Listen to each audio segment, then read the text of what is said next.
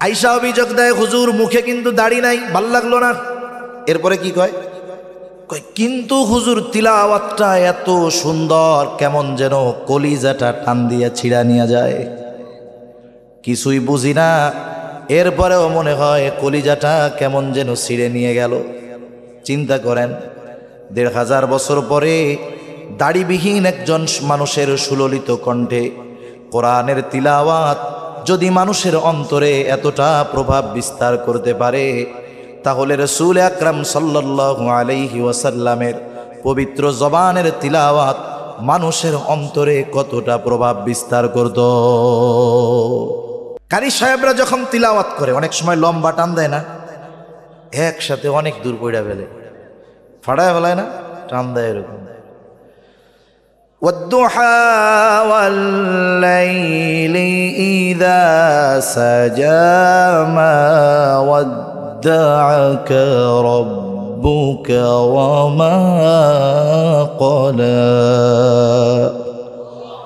ঠান্ডা দিছি আর কি, গরম দেয় আরো টান দেয়। সাইদুল ইসলাম আসাদ ভাই টান দেয়, শেখ আহমদ বিন ইউসুফ আল আজহারি সাহেব পড়ে, কত সুন্দর কানে হাত দিয়া। والضحى والليل إذا سجى ما ودعك ربك وما قلى। আরে আমি এই বাঙ্গা সূরা টান দিছি তাই আপনার আল্লাহু আকবার কোন। আর ওই কারি যখন একটানা সূরা দোহা শেষ করে, এক এক আয়াত যায় আর কয় শেষ হয় না কে, কোন সময় আল্লাহু আকবার বলবো। যখন শেষ করে তখন গোটা ময়দান আল্লাহু আকবারের আওয়াজে প্রকম্পিত হয়ে ওঠে। এটা কোরআনের একটা মজা। নবীর কাছে তারা গেছে কবিতা শোনার জন্য, নবীর কাছে গেছে জাদু দেখার জন্য, নবীর কাছে গেছে পাগল দেখার জন্য। নবীজি শোনায় দিয়েছে কোরআন। ১৫০০ বছর পরে এই কারির তিলাওয়াতে যদি হৃদয়ের অবস্থা এমন হয়ে যায়, স্বয়ং আল্লাহ তাআলা যার উপরে কোরআন নাজিল করেছেন তার জবানে যারা তিলাওয়াত শুনেছে তারা আমাদের মতো মূর্খ নয়, তারা আরবি ভাষা সম্পর্কে বুঝে। তাহলে ওই মানুষগুলোর হৃদয়ে কোরআনের প্রভাব কতটা বিস্তার করত, যাইতো জাদু দেখতে, কোরআন শুনে অন্তরে ইমানের নূর প্রজ্বলিত করে বাড়িতে ফিরত। তাহলে রাসূল আকরাম সাল্লাল্লাহু আলাইহি ওয়াসাল্লামের থেকে মানুষদেরকে ঠেকানোর জন্য কাফেররা নবীজির ব্যাপারে এই 4টি শব্দ ব্যবহার করেছে, তাতে কাজ হয় নাই, বরং দিন গেছে, সময়ের সাথে সাথে নবীজির চরিত্রে মুগ্ধ হয়ে গেছে মানুষ। কোরআন তিলাওয়াত শুনে অন্তরে হেদায়েতের নূর প্রজ্বলিত হয়ে গেছে। অথচ আফসোস লাগে, কাফেররা যেখানে নবীজির চরিত্রের ব্যাপারে অপবাদ দিতে সাহস করে না, অথচ মুসলমানের ঘরে জন্ম নিয়ে অনেক সময় আমার আপনার নবীর চরিত্রের ব্যাপারে অপবাদ দেওয়ার দুঃসাহস করে। কঠিন জঘন্য অপরাধ। মনে রাখতে হবে, রাসূল আকরাম সাল্লাল্লাহু আলাইহি ওয়াসাল্লামের চারিত্রিক ব্যাপারে কাফেররা যত অপবাদ দেয় এগুলা সব ভিত্তিহীন। হাজারো অপবাদ দিয়েও উম্মতের নবীর প্রতি বিন্দু পরিমাণ ভালোবাসা কমাতে পারবে না।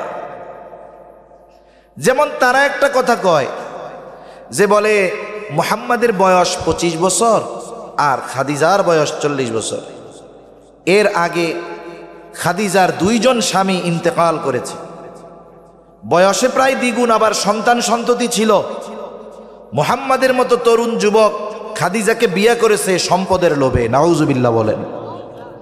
অথচ সিরাতের কিতাব পড়েন, ইতিহাস পড়েন, কি দেখা যাবে যে রাসূল আকরাম সাল্লাল্লাহু আলাইহি ওয়াসাল্লাম খাদিজাকে বিয়ার কথা চিন্তাও করেন নাই, প্রস্তাবও দেন নাই। প্রস্তাব এসেছে খাদিজার পক্ষ থেকে। নবীজির চরিত্রে মুগ্ধ হয়ে খাদিজা প্রস্তাব দিয়েছে, সরাসরি নিজে দেয় নাই, মাধ্যম দিয়ে দেওয়া হয়েছে। যখন খাদিজার 2 জন স্বামী ইন্তেকাল করেছে, খাদিজা চিন্তা করেছে আর বিয়া শাদী করবে না, এভাবেই বাকি জীবন কাটিয়ে দিবে। স্বামীর কিছু সম্পদ, বাবার কিছু সম্পদ দিয়ে ব্যবসা শুরু করে দিয়েছে। তিনি একজন দূরদর্শী বুদ্ধিমতী নারী ছিলেন। অল্প দিনে ওনার এই ব্যবসায়িক খ্যাতি আরবের ঘরে ঘরে পৌঁছিয়ে গেছে যে একজন মেয়ে আছে খাদিজা, প্রসিদ্ধ ব্যবসায়ী, এবং তার গুণে রূপে মুগ্ধ হয়ে পৃথিবীর অনেক রাজা বাদশাহ বড় বড় ব্যবসায়ীরা তাকে বিয়ের প্রস্তাব দিয়েছে, সব নাকচ করে দিচ্ছে যে না আমি বিয়ে শাদী করবো না, বাকি জীবন এভাবে কাটায় দিব। এই ইতিমধ্যে তিনি আরবের বড় একজন ব্যবসায়ী হয়ে গেছেন। ওনার বয়স তখন 37 বছর, নবীজির বয়স 22 বছর। খাদিজা তার ব্যবসার ইতিহাসে সবচাইতে বড় কাফেলা পাঠাবে সিরিয়াতে। কি কাজ? বলে মক্কার যেই সমস্ত পণ্যের চাহিদা সিরিয়ার বাজারে আছে, এই পণ্যগুলো মক্কা থেকে নিয়ে যাবে সিরিয়ায়, আবার সিরিয়ার যেই পণ্যগুলোর চাহিদা মক্কার বাজারে আছে ওই পণ্যগুলো কিনে এনে বিক্রয় করবে মক্কায়। এক্সপোর্ট ইম্পোর্টের ব্যবসা ইতিমধ্যে চলে গেছে। খাদিজা চিন্তা করতেছে সব প্রস্তুত, কিন্তু এই কাফেলার জিম্মাদারি কাকে দেওয়া যায়? বিশ্বস্ত একজন মানুষ দরকার। খুঁজতেছে এসে যে আমার একজন বিশ্বস্ত লোক দরকার। ওই বছর মক্কায় একটু দুর্ভিক্ষ ছিল। আবু তালেব আমার আপনার নবীকে বলে, মুহাম্মদ তোমাকে তো সবাই বিশ্বাস করে, তোমার উপাধি আল আমিন। খাদিজা তার ব্যবসায়ী কাফেলার জিম্মাদার হিসেবে একজন বিশ্বস্ত মানুষ খুঁজতেছে। তুমি গিয়া খাদিজার কাছে বলো, খাদিজা আমি তোমার এই ব্যবসায়িক কাফেলার দায়িত্ব নিতে যাই। যে কও। নবীজি বলেন না, আমি চেয়ে দায়িত্ব নিতে পারবো না, তবে খাদিজা যদি আমাকে প্রস্তাব দেয় আমি এটা ভেবে দেখব। কারণ দায়িত্ব চেয়ে নেওয়া আর চাপিয়ে দেওয়া দুটো বিষয় এক নয়।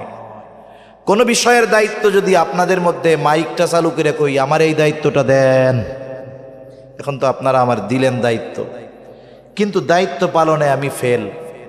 আপনারা এবার মাইক নিয়ে কইবেন কি, হুজুর আপনার এই দায়িত্ব নিতে কইছে কে? কাম কাজ নেই, খেয়ে দেয়া মানুষের বাড়ি খেয়ে বেড়ান আর দায়িত্ব নেওয়ার জন্য লাফান, ঠিক না? কিন্তু আপনারা সবাই মিলে আমারে ধরছেন এই দায়িত্ব আপনি নেন নেন। আমি কইছি নিব না। আপনারা কইতেছেন যে আরে দায়িত্ব নেন, আমরা তো আছি আপনার সাথে, এখন আমারে দায়িত্ব দিছেন, কিন্তু আমি দায়িত্ব পালন করতে পারি নাই। আপনারা কিছু বলার আগে আমি গলা ছাইড়া কমু, দায়িত্ব দিছেন কেন? আমি কি নিতে চাইছি?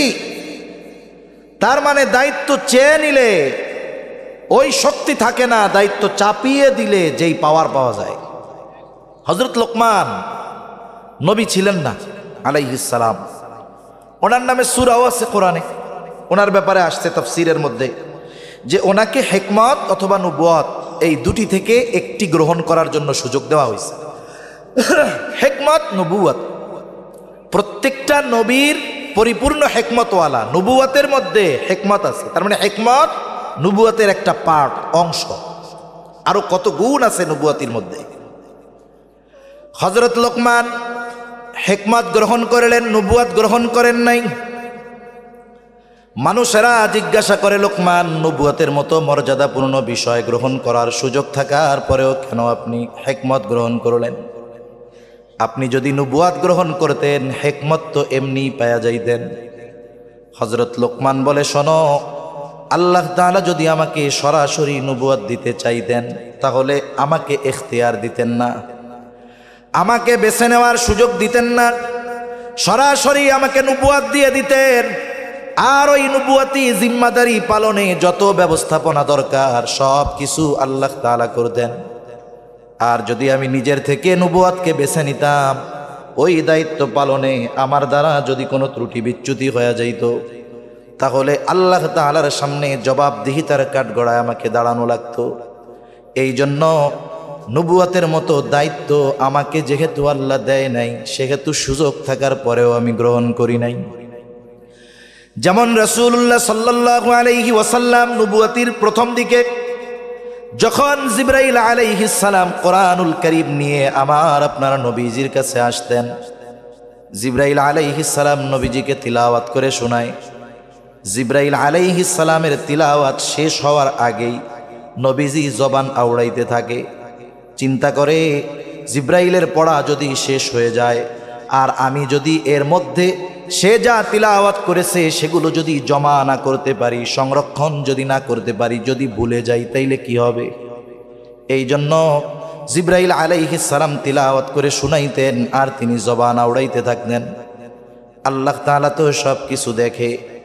আল্লাহ তাআলা আমার আপনার নবীকে উদ্দেশ্য করে বলেন, লা তুহাররিক বিহি লিসানাকা লিতা'জালা বিহি ইন্না আলাইনা জামআহু ওয়া কুরআনা। আল্লাহ তাআলা বলেন, লা তুহাররিক লিসানাকা লিতা'জালা বিহি, আপনি তাড়াহুড়ো করে আপনার জবানকে বারবার আওড়াবেন না। আল্লাহ তাআলা কেমন যেন বলে, হাবিব আপনি তাড়াহুড়ো করবেন না, জবান আওড়াবেন না। আপনি কি মনে করতেছেন আপনি চুপ থাকলে এগুলো হারিয়ে যাবে, আপনি ভুলে যাবেন? এমন কিছু মনে করার সুযোগ নাই।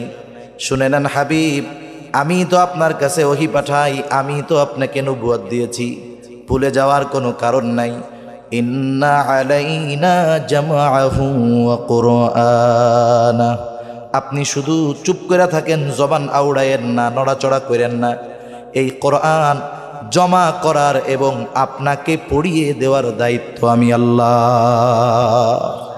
এগুলো জমাও আমি করব, আপনারে পড়াইয়াও আমি দিব। সুবহানাল্লাহ বলেন। তাহলে কি করবেন?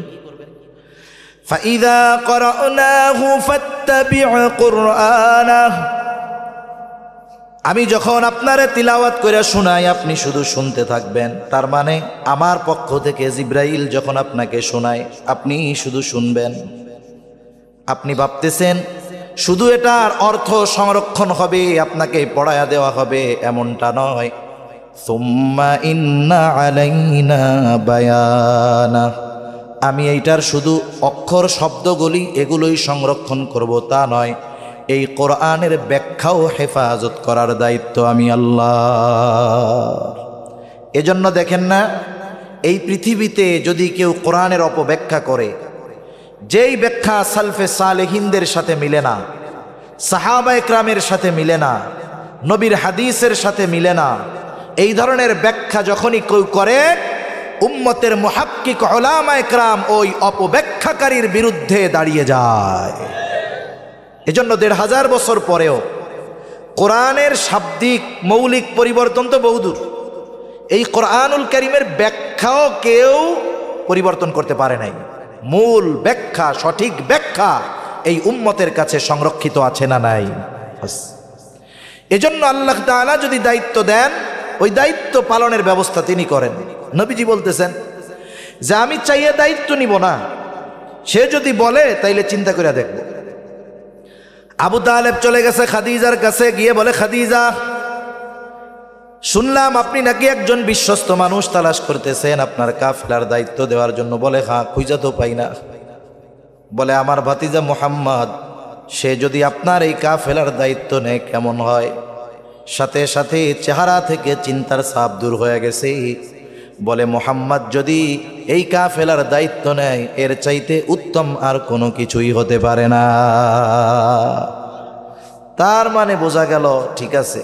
এবার বলে, সে যে দায়িত্ব নিবে আপনি যদি অফার করেন তাইলে হয়তো রাজি হইতে পারে। খাদিজাতুল কুবরা তখন আরবের একজন সম্ভ্রান্ত মহিলা, সুপার পাওয়ার আছে তার আরব সমাজে। ওই জাহেলিয়াতের সময়, ওই সময়টাতেও তার উপাধি মক্কার ওই জাহেলরা দিয়েছিল তাহেরা, পুত পবিত্রা। খাদিজা এবার বলে, আবু তালেব, এই কথা যদি আপনি মুহাম্মদ ব্যতীত অন্য কারো ব্যাপারে বলতেন আমি কশ্চিনকালেও রাজি হইতাম না, কিন্তু মুহাম্মদকে প্রস্তাব দিতে আমার কোনো দ্বিধা নাই। এইবার খাদিজা প্রস্তাব দিলেন, এই কাফেলার দায়িত্ব আপনি নেন। নবীজি কাফেলার দায়িত্ব নিলেন। সফর শুরু হয়ে গেল। মক্কা থেকে পণ্য নিয়ে সিরিয়া প্রায় দ্বিগুণ লাভে নবীজি বিক্রয় করেছেন। সিরিয়া থেকে আবার পণ্য নিয়ে মক্কায় প্রায় দ্বিগুণ লাভে বিক্রয় করেছেন।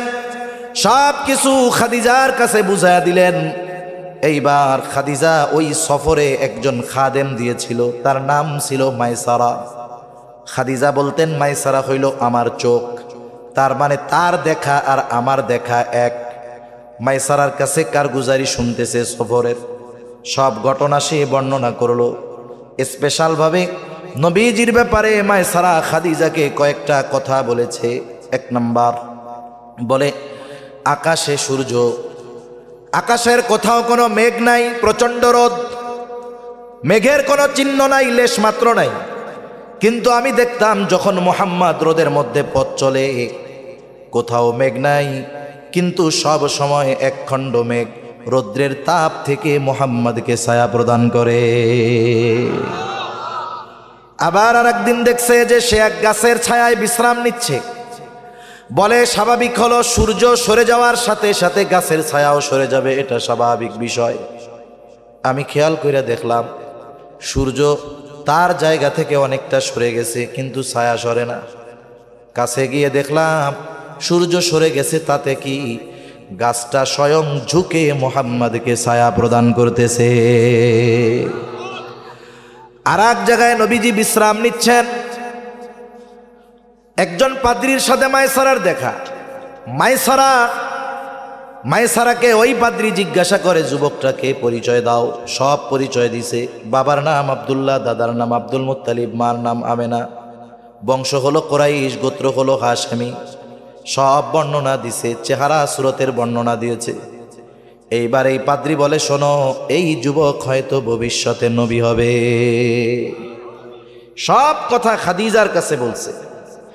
যখন নবীজি হেরা গুহায় ওহী প্রাপ্ত হয়েছেন, নবুয়ত পেয়েছেন, জিবরাইল আলাইহিস সালাম বুকের সাথে লাগাইয়া এক চাপ দিছে না, জ্বর চলে আসছে, ভয় পাইছেন, বাসায় আসছেন। আসার পরে খাদিজাতুল কুবরা রাদিয়াল্লাহু তাআলা আনহা নবীজিরে কম্বল দিয়া মুড়াইয়া দিছেন। এরপরে ওনার এক চাচাতো ভাই ওরাকা বিন নাওফেলের কাছে নিয়ে গেছে। এটা নবুয়তির পরে। কিন্তু ইতিহাস লেখা হচ্ছে, যখন মায়সারা বলছে যে এই যুবক ভবিষ্যতে নবী হবে, এটা কইছে পাদ্রী, ওই সময় খাদিজা ওরাকা বিন নাওফেল তার কাছে গেছে, যা জিজ্ঞেস করতেছে, ভাই কাছাকাছি সময় কোনো নবী আগমনের খবর টবর আছে নাকি? তখন তো শয়তান কিছু দূর যাইতে পারতো, আকাশে কিছু গোপন খবর পাইতো। সেও বড় আলেম ছিল, সে মোটামুটি তার ইলমের আলোকে বলল, হ্যাঁ, অচিরেই এই ভূখণ্ডে একজন নবীর আবির্ভাব ঘটবে। সুবহানাল্লাহ।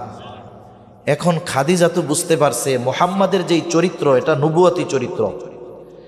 এখন নবীজির প্রতি তার মুহাব্বত, ভালোবাসা, আকৃষ্টতা বেড়ে গেছে। বান্ধবীদের মজলিসে শুধু মুহাম্মাদের প্রশংসা করে। বান্ধবীরা বলে, কি ব্যাপার খাদিজা, বিয়াই নাকি করবা না? এখন দেখি খালি মুহাম্মাদ ছাড়া কিছুই বুঝো না। এভাবে দেখতে দেখতে চলে গেছে 22 থেকে 25 বছর। এইবার নবীজির কাছে নবীজির ব্যাপারে প্রশংসা করে। বান্ধবীদের মধ্য থেকে একজন বলে, খাদিজা, তোমার যদি মুহাম্মাদকে পছন্দ হয় তাহলে বিয়ের প্রস্তাব দিয়ে দাও। এর আগে একটা কথা বলা দরকার, জাহেলিয়াতের সময় কিছু দিক আমাদের চাইতেও ভালো ছিল। জাহেলিয়াতের সময়ে কোনো নারীর যদি একাধিক বিবাহ হতো, সে যদি তালাক প্রাপ্তা হতো অথবা স্বামী যদি মারা যাইত, একজন কুমার পুরুষ তথা অবিবাহিত পুরুষ এই ধরনের কোনো নারীকে বিবাহর ক্ষেত্রে লজ্জা করত না, মানুষও কিছু মনে করত না। আবার মেয়ের বয়স যদি পুরুষের চাইতে বেশি হইতো, এতেও খারাপ কিছু মনে করত না। কিন্তু এই সমাজে মনে করেন একজন মেয়ে, দিনদার মেয়ে, স্বামীর সাথে বিবাহ বিচ্ছেদ হয়ে গেছে, ছাড়াছাড়ি হয়েছে। আমাদের সমাজের মানুষের অভ্যাস হইল, কোনো মেয়ে যদি তালাক প্রাপ্ত হয় একতরফাভাবে মেয়েটাকে দোষারোপ করা হয়। এটা ঠিক না। কারণ আমাদের সমাজে অনেক দিনদার বাপ আছে, দিনদার বাবা, তার একটা দিনদার মেয়ে আছে, কিন্তু বিয়া দেওয়ার সময় ওই দিনদার মেয়ের জন্য দিনদার বাপ দিনদার পোলা খোঁজে না, খোঁজে গিয়া মালদার। যখন আর একজন কয় টাকাওয়ালার কাছে বিয়া দিচ্ছেন, দিন টিন তো নাই, কয় ঠিক হয়ে যাইব, টাকা থাকলে সবই ঠিক হয়ে যায়। এখন দিছে ওই মেয়েরে বিবাহ, শহরে থাকে, কিন্তু মেয়ে গিয়া দেখে, হায় রে, তার স্বামী পরনারীতে আসক্ত, মাদকাসক্ত, ওই বাড়িতে পাপাচারের সয়লাভ। বলেন তো, দিনদার একটা মেয়ের জন্য ওই বাড়ি যত আধুনিক আসবাব থাকুক না কেন, ওইটা তার জন্য জাহান্নাম হয়ে যাবে, ঠিক কিনা বলেন? এখন ছাড়াছাড়ি হয়ে গেছে, মেয়েটা বাবার বাড়িতে চলে আসছে। গ্রামের একজন লোক বলে, অমুকের মেয়েটা খুব ভালো। আর একজন মুখ একটা বেক্সি মাইরা কয়, ভালো কইও না, ভালো হইলে স্বামীর ঘরই করতে পারত। এরকম বলার লোক তো নাই আপনাদের এদিকে। এটা নিচু মন মানসিকতার পরিচয়। এই জন্য তালাকপ্রাপ্তা নারী যে শুধু নারীর কারণেই বিচ্ছেদ হয় বিবাহ এমনটা নয়, বরং বড় একটা অংশ আছে যে নারী স্বামীর ঘর করতে পারে না স্বামীর দুশ্চরিত্রের কারণে, ঠিক কিনা বলেন? এখন মনে করেন ওই তালাকপ্রাপ্তা মেয়ে দিনদার মুত্তাকি, আর এক যুবক অবিবাহিত, সে গিয়ে তার দিনদার মা বাপরে বলতেছে, আব্বা মা বিয়ের তো বয়স হয়েছে, আপনারাও মেয়ে খুঁজতেছেন, অমুক চাচার মেয়েটার ওই যে অমুক জায়গায় বিয়া হয়েছিল কিন্তু সংসার করতে পারি নাই, চলে আইছে, শুনছি মেয়েটা খুব ভালো, ওইটার সাথে আমার বিয়া দিয়া দেন। এই কথা যেই বলবে মা বাপ জিব্বা আধা হাত বাইর করে কবে আস্তাগফিরুল্লাহ। এ কথা কইস না, ইজ্জত সম্মান থাকবো, চেহারা দেখানো যাইব মানুষের লগে। বেটা তুই একটা অবিবাহিত পোলা, তুই বিয়া করবি বিয়াইতে একটা মাইয়া, এ কথা তওবা তওবা তওবা, এ কথার মুখেও আনিস না, স্বপ্নেও ভাবিস না। এই যে কথাটা বললো এটা নিঃসন্দেহে নিম্নমন মানসিকতার পরিচয়, ঠিক কিনা বলেন? আবার যদি মেয়েটা একটু বয়সে বড় হয়, নবী তো বয়সের কথা দেখা বিয়া করতে কয় নাই। যেই চার জিনিস দেখে বিবাহের কথা নবীজি বলছেন এর মধ্যে বয়স আছে? বয়স নাই। দেখতে কইছে কি? বলে সৌন্দর্য, বংশ, টাকা পয়সা, দিনদারিত্ব। বয়সের কথা তো নবী কয় নাই। এখন যদি বয়সে একটু বড়ই হয়, বন্ধু বান্ধবও ফাজিল আছে, কয় দোস্তরে তোর বউরে ভাবি কমু না দাদি কমু টের পাই না তো, কয় তোর সে বয়সে বড় না। আবার যদি ওই ছেলেটা একটু ত্যাগ স্বীকার করে এমন কাউকে বিবাহ করে যে মেয়েটার একটা বাচ্চা হয়েছে, স্বামী মারা গেছে, এখন বাচ্চা সহ সে বিয়া করছে, তাইলে কইব যে আমরা মুক্তাগাছার এই কালীর বাজার গিয়া 5 লিটার তেলের সাথে সাবান ফ্রি পাই, আর তুমি ভালো বিয়া কইরা পোলাপান ফ্রি পাইছো। এরকম বলা লোক সমাজে আছে না নাই? এটা নিম্ন মন মানসিকতার পরিচয়, ঠিক কিনা বলেন? যারা এই ধরনের কাজ করে তাদের চাইতে যারা পরকিয়া করে তারা মনে হয় ভালো। মিয়া পরকিয়া যে করে তারে তো সমাজ থেকে বের করে দেওয়া দরকার, আর এই ধরনের সাহসী কর্ম যারা করে এদেরকে পুরস্কার দেওয়া দরকার। যে সমাজের স্রোতের বিপরীতে গিয়ে রাসূল আকরাম সাল্লাল্লাহু আলাইহি ওয়াসাল্লামের এই করণীয় কাজগুলো সমাজের কথায় কান্না দিয়ে যে করতেছে তাকে পুরস্কৃত করার দরকার ছিল। 25 বছর বয়স, নবীজির কাছে এইবার খাদিজাকে বলে তুমি প্রস্তাব দাও। খাদিজা বলে আমি যদি মুহাম্মদকে প্রস্তাব দেই, সে যদি ফিরায়া দেয় লজ্জা পাবো।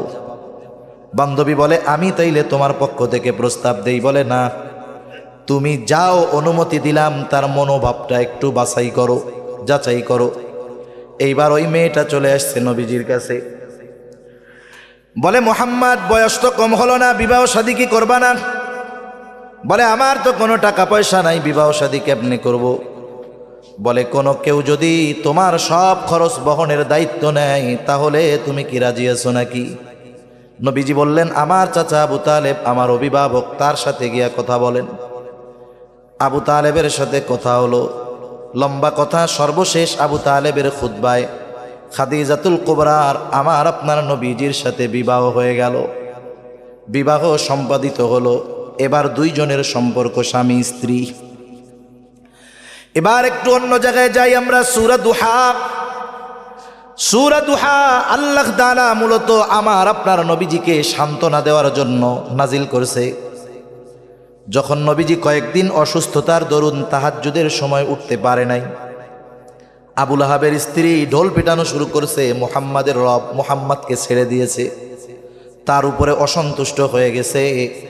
এই কথা যখন বলে বেড়ায়, আর আমার আপনার মালিক আল্লাহ আমার আপনার নবীকে জানিয়ে দিয়ে বলেন ওয়াদ-দুহা ওয়াল-লাইলি ইযা সাজা মা ওয়াদ্দাআকা রাব্বুকা ওয়া মা ক্বালা ওয়ালাল আখিরাতু খায়রুল লাকা মিনাল উলা ওয়ালা সাওফা ইউতিকা রাব্বুকা ফাতারদা। আল্লাহ তাআলা বলেন ওয়াদ-দুহা, প্রভাতের শপথ, ওয়াল-লাইলি ইযা সাজা, রাতের শপথ যখন তা অন্ধকারাচ্ছন্ন হয়ে যায়, মা ওয়াদ্দাআকা রাব্বুকা ওয়া মা ক্বালা, আপনার রব আপনাকে ত্যাগ করেন নাই, পরিত্যাগ করেন নাই, আপনার উপরে তিনি অসন্তুষ্ট হন নাই। আরে আপনি কি চিন্তা করেন? ওয়ালাল আখিরাতু খায়রুল লাকা মিনাল উলা, আপনার প্রতিটা পূর্ববর্তী মুহূর্ত তার চাইতে পরবর্তী মুহূর্তটা উত্তম। মানে মুফাসসিরিনে কেরাম বলেন দুনিয়ার চাইতে আখিরাত উত্তম। কোন কোন মুফাসসির বলেন না না, নবীজি আমাদের সম্মান ইজ্জত বাড়া কমার একটা গ্রাফ থাকে। মনে করেন কিছুদিন ভালো কিছুদিন ডাউন, আপ ডাউন, সম্মান কখনো বাড়ে কখনো কমে। কিন্তু নবীজির সম্মান একমুখী, বলে ঊর্ধ্বমুখী। এই যে এই সময় ছিল এই জায়গায়, বলে পরের বার ওই জায়গায়, তারপরে ওই জায়গায়। তার মানে আপনার প্রতিটা পরবর্তী মুহূর্ত পূর্ববর্তী মুহূর্তের চাইতে উত্তম। সুবহানাল্লাহ। সময়ের সাথে সাথে আপনার মর্যাদা শান মান বাড়তেই থাকবে, এটা কমার কোনো সম্ভাবনা নাই। ওয়ালাসাউফা ইউতিকা রাব্বুকা ফাতারদা। আল্লাহ রাব্বুল আলামিন বলেন আপনার রব অচিরেই আপনাকে এত কিছু দিবেন, আপনি খুশি হয়ে যাবেন। এই আয়াতের তাফসীরের মধ্যে ঢুকলে আবার আমার ঝামেলা হয়ে যাবে। নবীজি আল্লাহ বলেন আপনার রব আপনাকে এত কিছু দিবে, আপনি খুশি হয়ে যাবেন। আর আল্লাহ নবীজি কি বলে? বলে আমি ততক্ষণ খুশি হব না যতক্ষণ আমার সব উম্মতকে জান্নাতে না দেওয়া হবে। এরপরে কেমন যেন আল্লাহ তাআলা বলেন হাবিব, নবুয়ত দিয়া আমি আপনার উপরে অসন্তুষ্ট হব, আপনাকে পরিত্যাগ করব, এটা তো হতেই পারে না। বরং যখন আমি আপনাকে নবুয়ত দেই নাই, আপনি আপনার শৈশবের কথাগুলো মনে করেন, যৌবনের কথাগুলো মনে করেন। যখন এই দুনিয়ায় আপনার পিতা ছিল না, আপনার পিতা আপনার জন্য সম্পদও রেখে যায় নাই, আপনি ইয়াতীম হয়ে দুনিয়ায় আসছেন। ইয়াতীম হওয়ার কারণে মানুষের কাছে যতটা তুচ্ছ তাচ্ছিল্যের শিকার হয়, আমার আপনার নবী ইয়াতীম হওয়ার কারণে কারো কাছে তুচ্ছ তাচ্ছিল্যের শিকার হয় নাই। বরং নবীজির দিকে যেই তাকিয়েছে, নবীজির প্রতি তার মোহাব্বত বেড়েছে। ঠিক কিনা বলেন?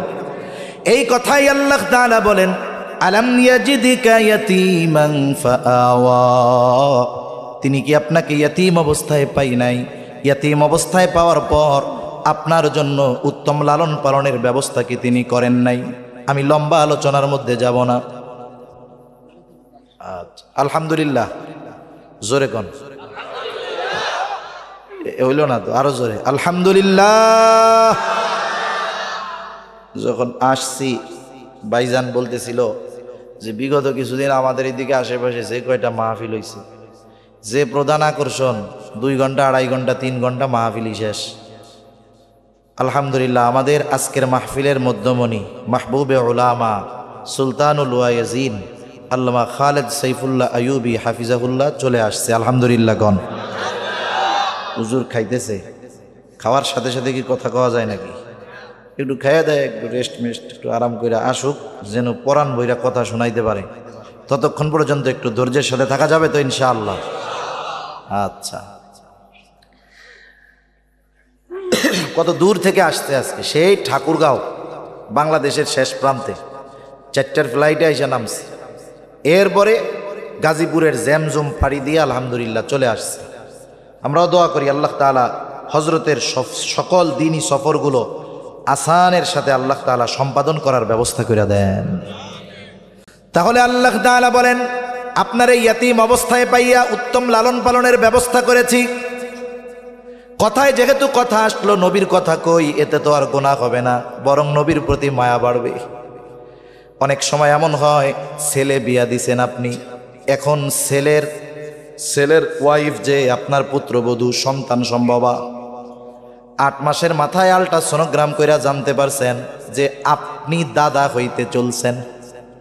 বলেন তো, যদি শোনে ছেলের ছেলে হবে, খুশি হয় না বেজার হয়?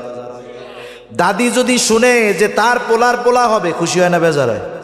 কি চিন্তা করেছেন? মাইয়া মানুষ, সেও যদি শুনে পোলা হইব এতে খুশি হয়। দাদি আরো বেশি খুশি হয়। বুড়ারে কয় তোমারে আর লাগবো না, আইতাছে আমার লোক, খুশির ঠেলায় কয় না? কি আনন্দ, কত আয়োজন। বাজারে গেলে ছোট বাচ্চার কিছু পাইলে হওয়ার আগেই দাদা কিনা নিয়ে আসে, দাদি খেতা সেলাই করতে লাগা যায়।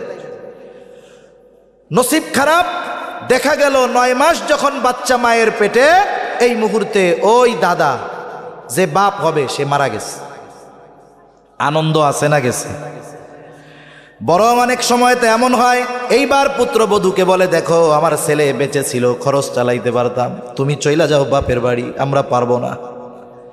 যেই সন্তানের খবর তাদের জন্য আনন্দের কারণ ছিল, এখন সেটা বিষাদের কারণ হয়ে গেছে। অথচ এই জাহেলিয়াতের সময় নবীজি দুনিয়ায় আসার 6 মাস আগে আমার আপনার নবীর পিতা ইন্তেকাল করেছে। তার জীবনের শুরু মাত্র ছিল, কোনো সম্পদ নবীর জন্য রাইখা যাইতে পারে নাই। আব্দুল মুত্তালিব আমেনাকে বলে নাই, ও আমেনা, তোমার স্বামী আব্দুল্লাহ কোনো সম্পদ তো রেখে যায় নাই, তুমি মদিনা চলে যাও। আরে ঐতিহাসিকেরা লেখে, আব্দুল্লাহ মারা যাওয়ার পর আব্দুল মুত্তালিবের তত্ত্বাবধানে আমেনার যত্ন সেবা আরো বেড়ে গেছে। স্বাভাবিকভাবে কোনোভাবে হোক যদি মেয়েটা এই শ্বশুর বাড়িতে থাকতো, বাচ্চা ভূমিষ্ঠ হইছে, ছেলে হইছে, আনন্দ থাকতো না। বলে কেন? বলে ওনার ছেলে মারা গেছে, ওই ছেলেকে দেখে আর আনন্দ হবে না, কপালটা গুছায় থাকবে, কে খাওয়াবে, কে চিকিৎসা করাবে। ইতিহাস বলে নবীজি যখন দুনিয়া এসেছে আব্দুল মুত্তালিবের 10টা সন্তান ছিল। কয় সন্তান?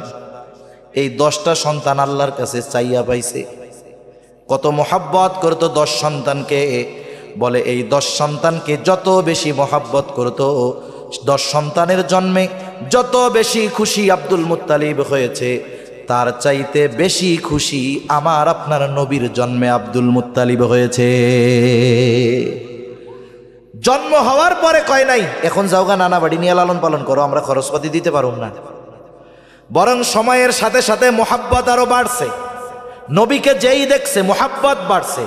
তার মানে ইয়াতিম হওয়ার কারণে নবীজি কারো কাছে নিগ্রহের শিকার হন নাই।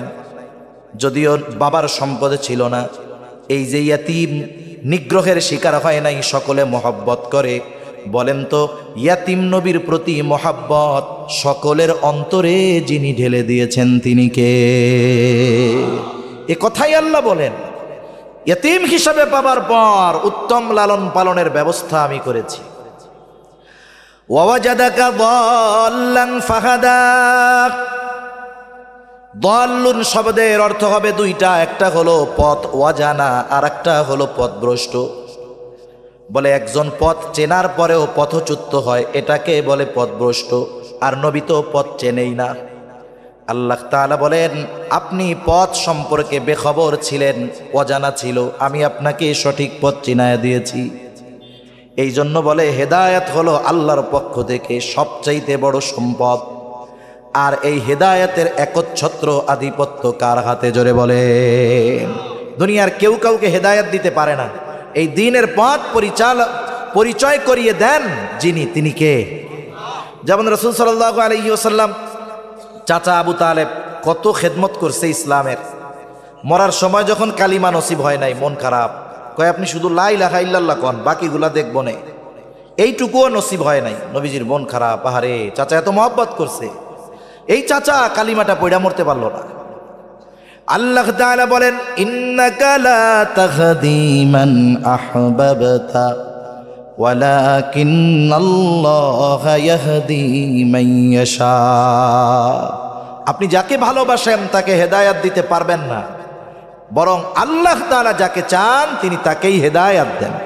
সেজন্য দ্বীনের উপরে চলতে পারা আল্লাহ তাআলার পক্ষ থেকে সবচেয়ে বড় নিয়ামত। একথাই আল্লাহ তাআলা বলেন আপনার পথ অচেনা ছিল, আপনাকে আমি সঠিক পথ চিনিয়ে দিয়েছি। এরপরে আল্লাহ তাআলা বলেন ওয়াজাদাকা আইলান ফাআগনা।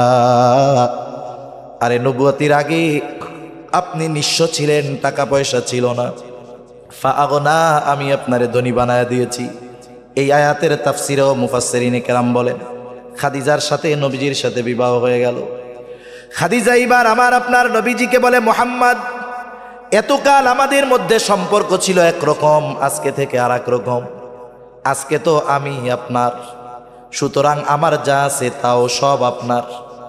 মুহাম্মদ, আমার যত সম্পদ আছে আমি সব সম্পদের মালিকানা আপনাকে দিয়ে দিলাম। আপনি যেখানে খুশি, যেভাবে খুশি, যত খুশি ব্যয় করবেন, কোনো অসুবিধা নাই। কারণ আমি যেহেতু আপনার, আমার সব সম্পদ আপনার। আল্লাহ তাআলা বলেন আপনি তো বিয়া হইছে আপনার সাথে খাদিজার, আর এই সেটিং আমি আল্লাহ কইরা রাখছি। সুবহানাল্লাহ বলেন।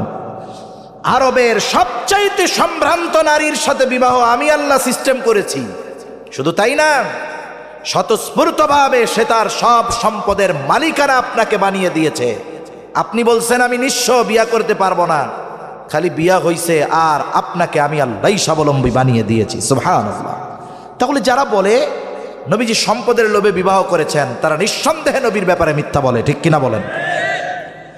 আর একটা বিষয় বলা দরকার, কাফেররা অপবাদ দিত, ইসলাম বিদ্বেষীরাও অপবাদ দেয়, বলে তিনি তার পুত্র বধূকে বিবাহ করেছেন।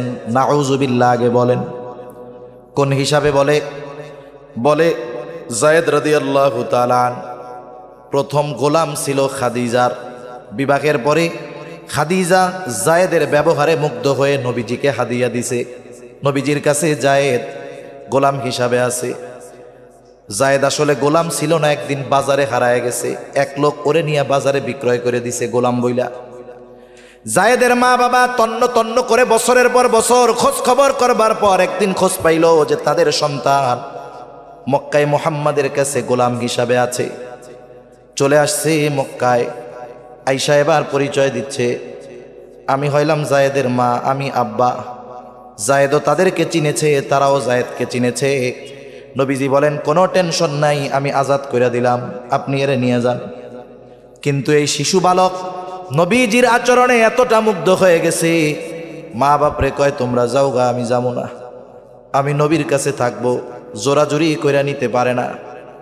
এইবার মা বাবা বলে ঠিক আছে তুমি থাকো, মাঝে মধ্যে আইসা আমি তোমাদেরকে দেখা যাব। মা বাবা চলে গেছে। নবীর প্রতি যায়েদেরও অকৃত্রিম মোহাব্বত, ভালোবাসা নবীজি দেখলেন এবং উপস্থিত সকলের সামনে ঘোষণা করে দিলেন, আজকে থেকে যায়েদ হলো আমার সন্তান। কি সন্তান? পালক সন্তান। জাহেলিয়াতের সময় একটা কুসংস্কার ছিল, পালক পুত্রকে নিজের পুত্র মনে করা হইতো।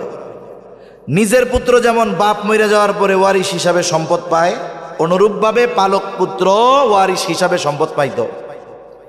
নিজের পুত্রবধূকে যেমন বিবাহ করা যায় না, পালক পুত্রের স্ত্রী যদি সে ছেড়ে দিত তাকেও জাহেলিয়াতের সময় বিবাহ করা যাইত না।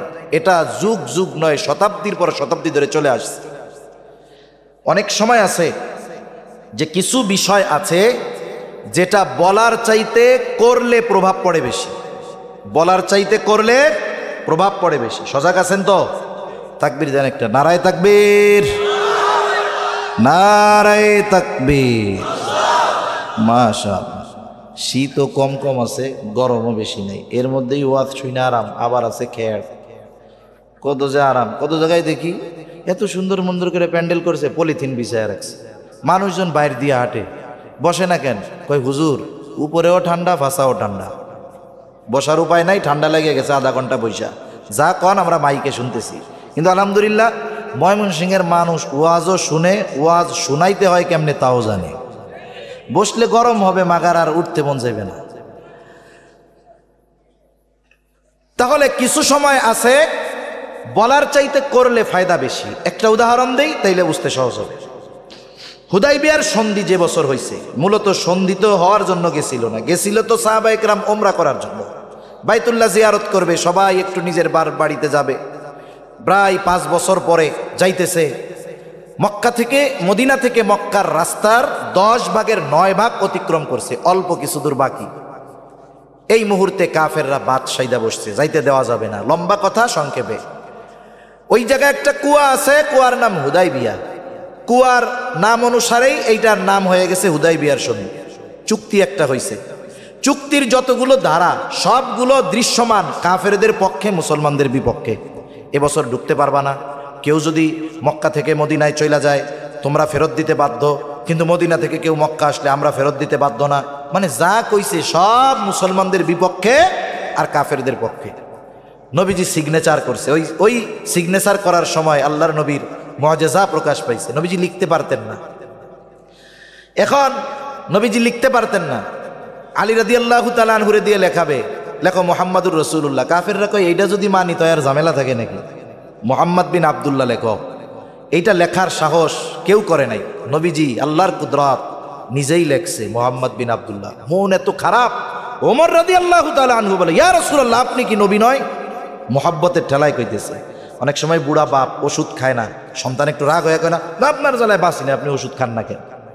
আসলে এটা মোহাব্বত থেকে বলে, বাপও বুঝে। নবীও বুঝতেছে যে এই জন্য বলছে। সবার মন খারাপ, বৈশা আছে এক জায়গায়, খেয়াল আর একদিক। আইছিলাম, কি হইল, সব বিপক্ষে গেল, চুক্তিটা পক্ষে থাকলে কিছু একটা হইত। এমত অবস্থায় নবীজি উপস্থিত, সকলকে বলতেছে মাথা মুন্ডায় ফেল, আর যার সাথে যেই জন্তু আছে সেটাকে কোরবান দিয়ে দাও। 3 বার বলছে, 3 বার, কারো কোনো খবর নাই। এইবার উম্মে সালামা রাদিয়াল্লাহু তাআলা আনহা ওই সফরে নবীজির সাথে ছিলেন। তাবুর মধ্যে গিয়া সব খুইলা বলছেন এই অবস্থা। উম্মে সালামা রাদিয়াল্লাহু তাআলা আনহা বলে, ইয়া রাসূলুল্লাহ, আপনার সাথীরা কখনোই এমন নয়, তারা হয়তো মনের দিক দিয়ে মনোকষ্টে আছে, আপনার কথা হয়তো খেয়াল করে নাই। আপনি আদেশ করবেন আর এরা না কইরা বসে থাকবে, এটা হতে পারে না। আপনার কিছুই বলার দরকার নাই, আপনি আপনার জন্তুটা নিয়ে তাদের সামনে জবাই করে দেন। নবীজি এবার নিজে প্রাণীটা আইনা জবাই যখন করলো, কিছুই বলা লাগে নাই, সকলে উঠে গেছে মাথা মুন্ডায়া, যার সাথে যেই জন্তু ছিল সেগুলো সব কোরবান করে দিল। তার মানে কিছু কিছু সময় আছে বলার চাইতে করলে প্রভাব পড়ে বেশি। আল্লাহ তাআলা হয়তো আয়াত নাজিল করে জানায় দিতে পারতেন যে পালক পুত্র ঔরসজাত পুত্রের মতো নয়, কিন্তু আল্লাহ তাআলা চাইলেন আমার আপনার নবীর মাধ্যমে এই কুসংস্কারের কবর রচনা করায়া দিবেন। যায়েদ রাদিয়াল্লাহু তাআলা আনহার সাথে যায়নাব বিনতে জাহাশের বিবাহ হয়েছে, নবীজির ফুফাতো বোন, বনাবনি হয় না। যায়েদ রাদিয়াল্লাহু তাআলা আনহু একদিন নবীজির সামনে সাংসারিক বিষয়ে আলোচনা করতে করতে হঠাৎ করে তালাক দিয়া বসছে। রাসূল আকরাম সাল্লাল্লাহু আলাইহি ওয়াসাল্লামকে আল্লাহ তাআলা নির্দেশ দিয়ে দিলেন, এবার আপনি তারে বিয়া করবেন, ইদ্যতকালীন সময় শেষ হবে, বিয়া করবেন। নবীজি চিন্তা করে কামড়া হইল কি, একেবারে স্রোতের বিপরীতে। গোটা আরব সমাজ একদিকে, নবীজির কর্ম যাবে আর একদিকে। চিন্তা করতেছেন এই কাজটা কেমন হবে। আর আল্লাহ তাআলা বলেন, মা কানা আলান নবী মিন হারাজিন ফীমা ফারাদাল্লাহু লাহ। আরে আপনি এইটারে মন্দ মনে করেন কেন?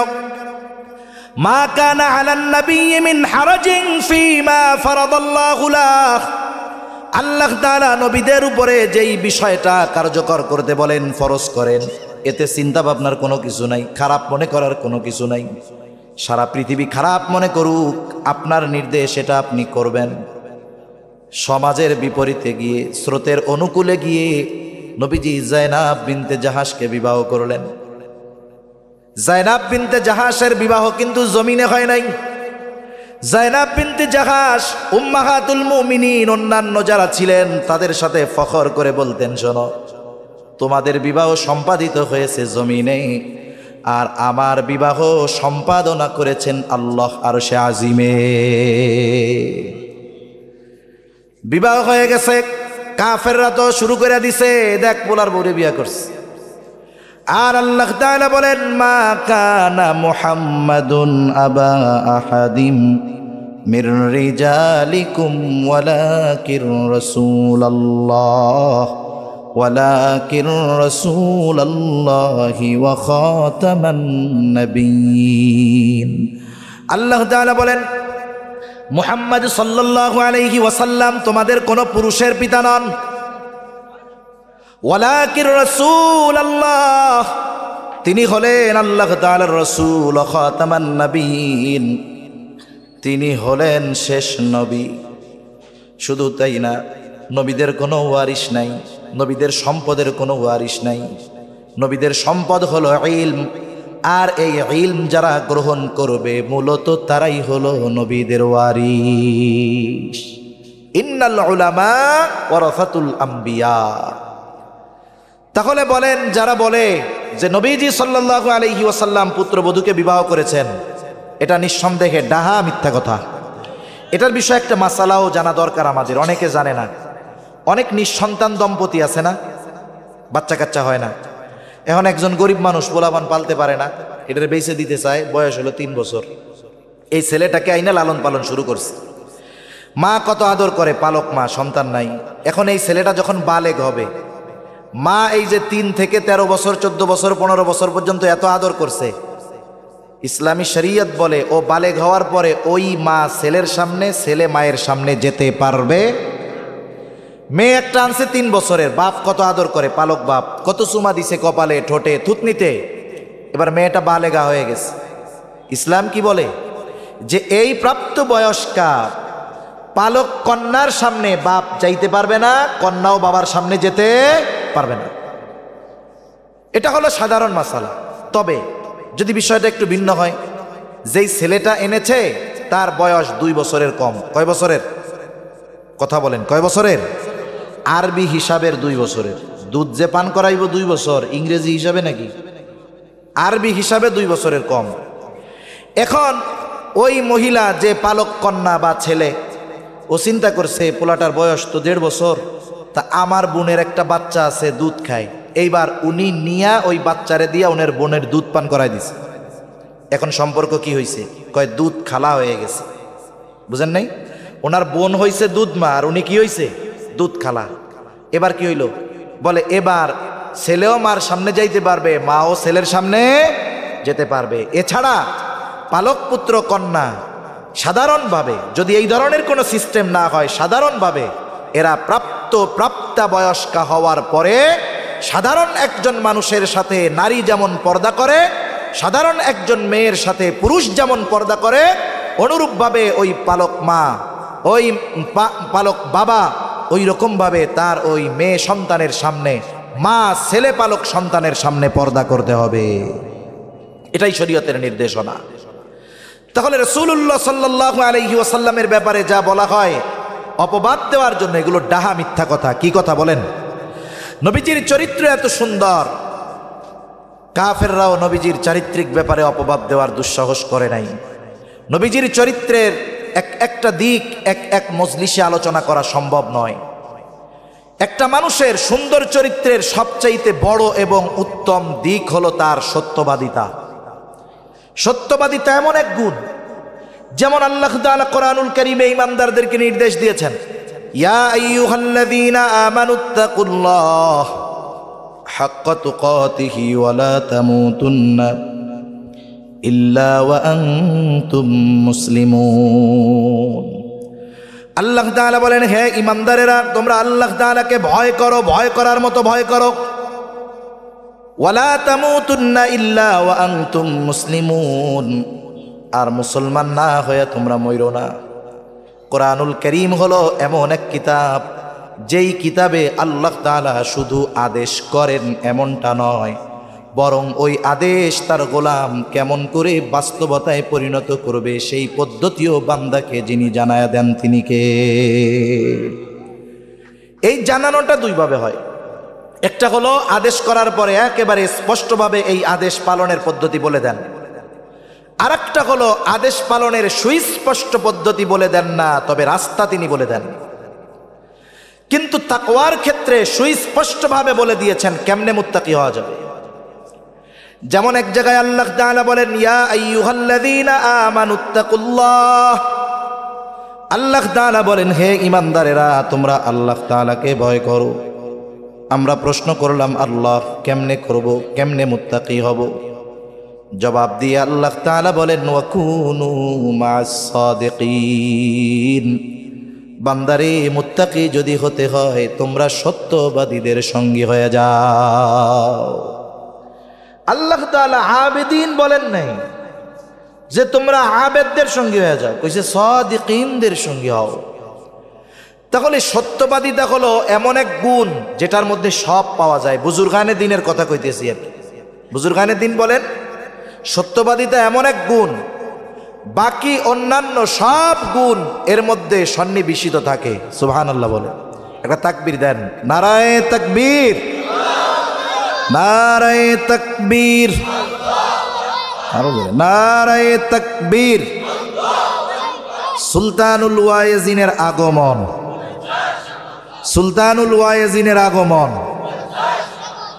আলহামদুলিল্লাহ, আল্লাহ তাআলা এমন এক চেহারা দিছে, মাহফিলে যাওয়ার কথা 10টায়, রাস্তাঘাটে জ্যাম, যাইতে যাইতে পাচ্ছে 2টা।